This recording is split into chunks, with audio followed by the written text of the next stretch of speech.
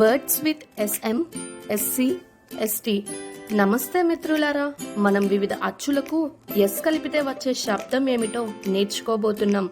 మిత్రులారా గమనించండి, చాలా ఇంగ్లీష్ పదాలలో రెండు అచ్చులు జంటగా వచ్చినప్పుడు మరియు వాటి మధ్యలో ఎలాంటి వోవెల్ లేకపోతే అప్పుడు ఆ రెండు అక్షరాలు సంయుక్తాక్షరంగా అవుతాయి.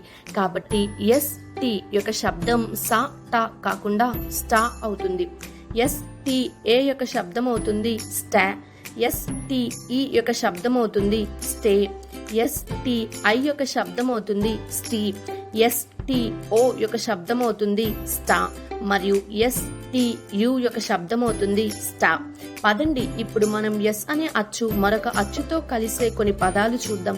పదం ఎస్కేఐఎన్. మిత్రులారా, ఈ పదంలో ఎస్కే యొక్క శబ్దం సా కాకుండా స్కా అవుతుంది.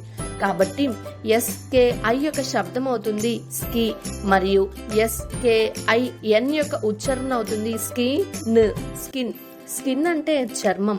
అదే విధంగా తరువాత పదం ఎస్టిఈఎం. మిత్రులారా, ఈ పదంలో కూడా ఎస్టి యొక్క శబ్దం సా టా కాకుండా సంయుక్త శబ్దం స్టా అవుతుంది. ఎస్టిఈ యొక్క శబ్దం అవుతుంది స్టే. ఎస్టిఈఎం యొక్క ఉచ్చారణ అవుతుంది స్టెమ్ అంటే మొక్క యొక్క కాండం. తరువాత పదం ఆ పదం ఎస్పిఐటి. ఈ పదంలో కూడా ఎస్పి యొక్క శబ్దం సా పా కాకుండా స్పా అవుతుంది. కాబట్టి ఎస్పిఐటి యొక్క ఉచ్చారణ అవుతుంది స్పిట్ అంటే ఉమ్మడం. తరువాత పదం చూద్దాం. పదం ఎస్డబ్ల్యూఐఎం.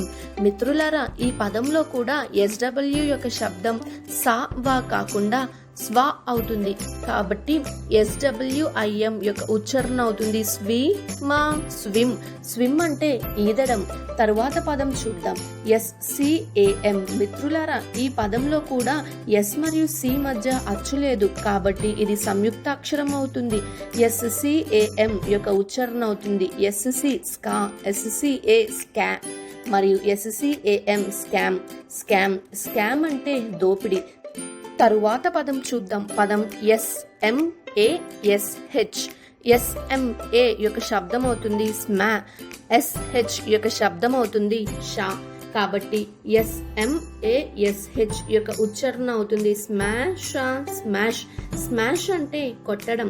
తరువాత పదం చూద్దాం. పదం ఎస్టిఓపి. ఎస్టి యొక్క శబ్దం స్టా. ఎస్టిఓ యొక్క శబ్దం స్టా.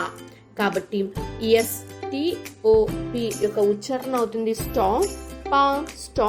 స్టాప్ అంటే ఆగడం. పదండి ఈ వీడియో మళ్ళీ చూద్దాం మరియు రెండు అచ్చులు జంటగా వచ్చే పదాల ఉచ్చారణ నేర్చుకుందాం.